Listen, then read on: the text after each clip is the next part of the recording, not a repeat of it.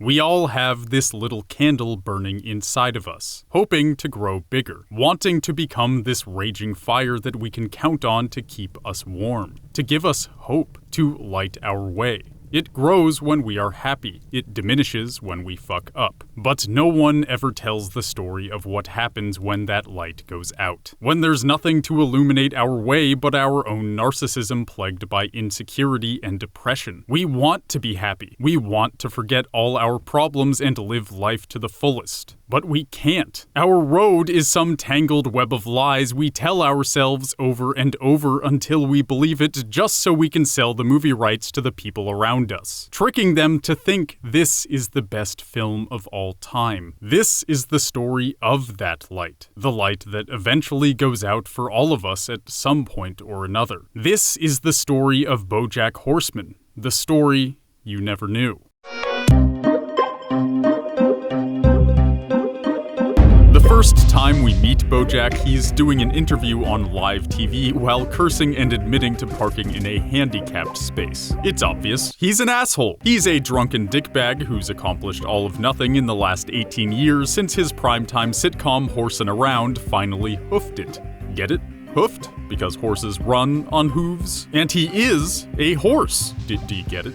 Do you get my joke about the hoof? Bojack is only able to fund his lavish hedonistic lifestyle by his success in his saccharine and not good 90s sitcom. At the show's outset, Bojack exists to relive the glory days that made him rich and C-list famous in the 90s and 2000s, while simultaneously accusing the show of stealing his 20s and 30s. His days are spent rewatching the boxed DVDs of Horsin Around he carries with him everywhere. Do you just take those DVDs with you everywhere you go? Linus walked around with a blanket, no one gave him shit for it. He's consumed with the fear that his only career legacy, made solely as a half hour of cheap feelings and filler to sell as many ads as possible, will define him as an actor and celebrity for the rest of his life. Should have been a YouTuber. Would have fit right in. Bojack's desperate need for admiration yields the nuanced portrait presented in his best-selling tell-all biography, One Trick Pony, ghostwritten by his best friend Diane. He's thrilled with the publicity and praise heaped on him as a result of the book's success. So much so, he never addresses the abuse and tantrums he piled on Diane when he first realizes his portrayal is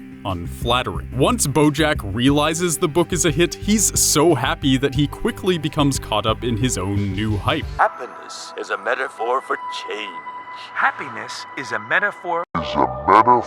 Bojack segues that hype into a serious acting career, drumming up enough support to film-adapt Secretariat, his dream movie. His success has him embracing change and becoming a better person, which for Bojack means forced superficial positivity and an even greater level of self-absorption. He stays with this new positivity until his own mother reminds him that he is still the same depressed, broken person he always was. You were born broken. That's your birthright. And now you can fill your life with projects, your books and your movies and your little girlfriends, but it won't make you whole. You're Bojack Horseman.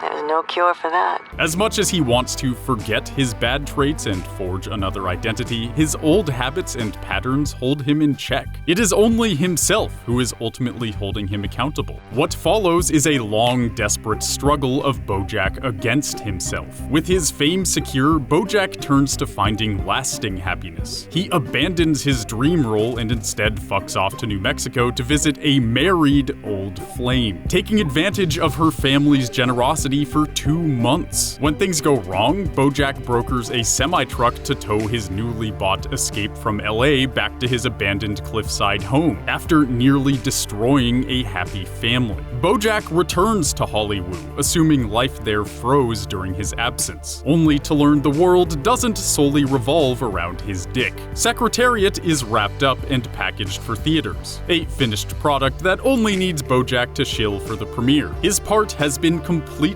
replaced with a 3D render. Bojack is briefly thrilled when he gets nominated for an Oscar, but his nomination is revealed as a hoax. He spirals back into depression and begins a heavily alcoholic, ever-lengthening drug-induced bender with Sarah Lynn, his Horsin Around TV daughter. Their entire 2-week escapades ends in a planetarium where Bojack finally understands in the moment what he cares about. This moment, right now. The only thing that matters is right now.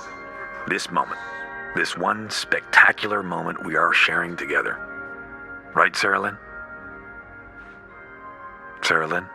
Bojack sobers up after, more jaded and uninterested in life than ever. His crushing depression entirely eclipses his career reaching a new peak. Horsin Around no longer defines him. His 20s no longer define him. Yet nothing has changed. He abandons his entire life yet again to hide out in Michigan, spending over a year there in near solitude before returning to Hollywood. Back in LA, Bojack is immediately introduced to Hollyhock as his biological daughter. With a real father-daughter bond forming in his life, Bojack once again has purpose. When Hollyhock pushes Bojack to re-involve his dementia-ridden mother in their lives, he pawns his mom off on a live-in bear-taker, only agreeing to allow her to stay in his home because Hollyhock insists on it. As thanks, Bojack's mother drugs Hollyhock over the course of months until she overdoses, destroying the father-daughter bond Bojack so desperately wanted. The only saving grace is that Bojack was not her father,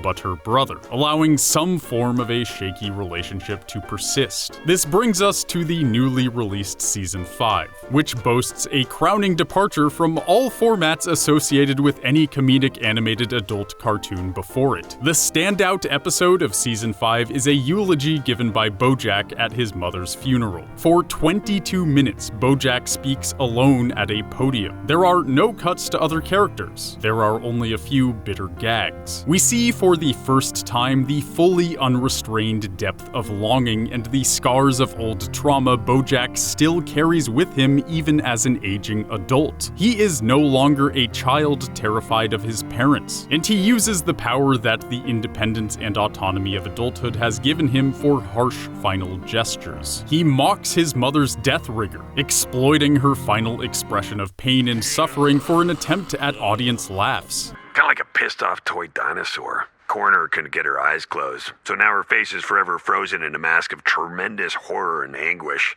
Or as my mom called it, Tuesday. His father spent years writing a, quote, great American novel, one that Bojack tells the audience with relish he has never read. His mother's final wish was an open casket funeral, so Bojack keeps the coffin closed. His eulogy is harsh and cutting, giving the impression that he holds even being present at the funeral in contempt. For Bojack, this eulogy is mostly a way to tear apart a cruel mother who no longer has any way to fight back. Yet he admits to lying after a story he tells about her giving him a gift as a child, altering the tale to make her appear more loving. In another story, he speaks in hushed, reverent tones about her dinner parties, how his mother would shed her caustic personality for a fragile few moments, a temporary ceasefire in his life. At the end of his speech, he echoes his mother's own eulogy for the death of his father. My mother is dead, and everything is worse now.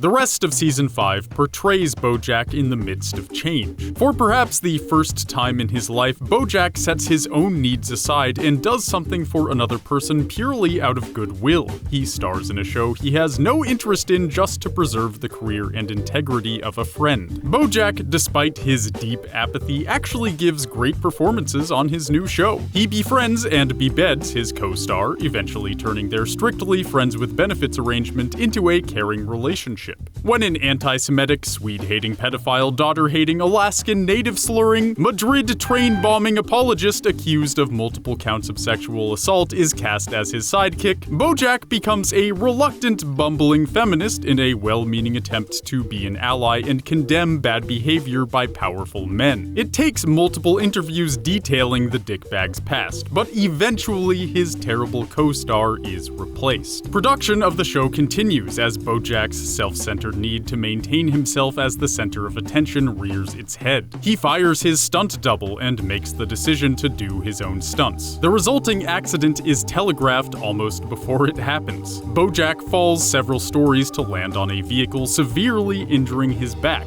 He's rushed to the hospital and hooked up to an IV drip of pure opiate goodness. Bojack continues filming his show once he's released from the hospital. He makes time for Hollyhock's visit, and they reconnect, even with the hijinks-filled adventure Bojack takes her on to find more narcotics, after she accidentally destroys his entire supply. He loses 2 weeks to another accident, and he finishes production of the show despite taking 3 to 5 to 30 pills a day to numb the pain. He stumbles through the red carpet premiere of his show in a drugged daze, where he gets into a fight with Diane that's been brewing all season long. You want to know about New Mexico? You want to know about the one little thing that I did in New Mexico? I'll tell you whatever you want. And while I'm at it, you want to hear about what happened at the MTV Beach House? Or what happened with Sharona, the makeup lady on Horsin Around? What? Or the dozens of other shady things that may or may not have occurred in my life that I can barely even remember? And you don't feel bad about any of this stuff? Yeah, of course I do. I've spent so much time feeling bad. By the way, most of these women don't even remember, I bet. I'm the one who has to live with this shit.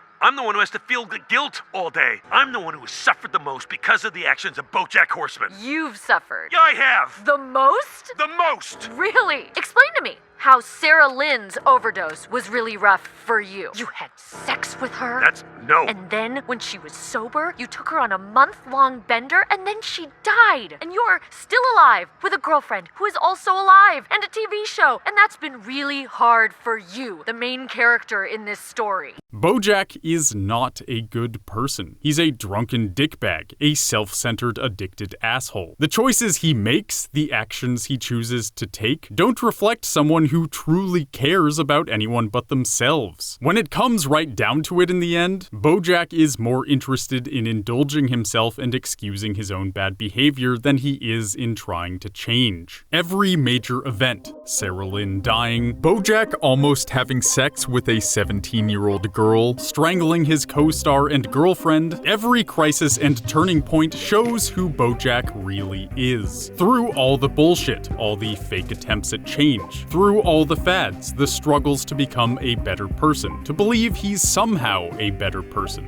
Bojack is still Bojack. He can't erase the past, and he shouldn't. Every season includes events just like these, episodes that definitively show that Bojack isn't the person he wants to be, or the person others believe he is. Deep down, Bojack hasn't changed. He's the same asshole he always was, the type of person that should not and cannot be forgiven for his actions. He can make every grand gesture he wants. He can victimize himself in every accident, but there's no fixing the things he's done. This entire season shows Bojack's lack of change. At the height of his career, when he's made it, gotten everything he's asked for, he's still a drug-addicted bullshitter wrecking his way through life and forcing traumatic experiences on those around him. He's not the hero of this story. He's the main character, with more gruesome and unsavory experiences under his belt than most of us will ever know. Bojack's life isn't a lesson in how good people do bad things. It's a harsh reality check to everyone watching. This is the show saying you are responsible for everything you have done and everything you ever will do. And the things you do that are wrong are not always forgiven. They aren't always okay. They will haunt you. Don't take Bojack as an excuse to normalize your wrongs. The show forces you to take a hard look in the mirror by watching someone much more fucked up make common mistakes, not learn from them, and continue to make worse and even worse mistakes. This show asks you to take a look at your life, to fucking learn from what you've done instead of rationalizing away what you can barely bring yourself to remember. Season 5 is a metaphor for the show itself. The showrunners are saying, we don't condone this type of behavior. This isn't okay. If you have done these things, do not think you're forgiven. Do not think this gives you closure or clemency. You have no right to feel better because Bojack. We all have this little candle burning inside of us, hoping to grow bigger, wanting to become this raging fire that we count on to keep us warm. It grows when we are happy. It diminishes when we fuck up. Don't let someone like Bojack Horseman be the example you use to grow your light, or you may become just as fucked up as him. That one was a little darker than usual. I hope you don't mind. If you did, let me know why you hated it. If you didn't, let me know why you didn't. Sometimes it's good to keep things depressing. I hope you learned something. I know I did. Anyway, since you made it this far, I'd recommend hitting that subscribe button and smacking that bell so you get notified when we post a new video. Do it! After you do that, check out Deadpool, the story you never knew, for some more keeping it real stories you never knew. Bojack Horseman would give it a 10 out of 10. But he's an asshole, so do what you want. That's all I got for today. I'm Grant, and I'll see you all in the next one. Bye, everyone!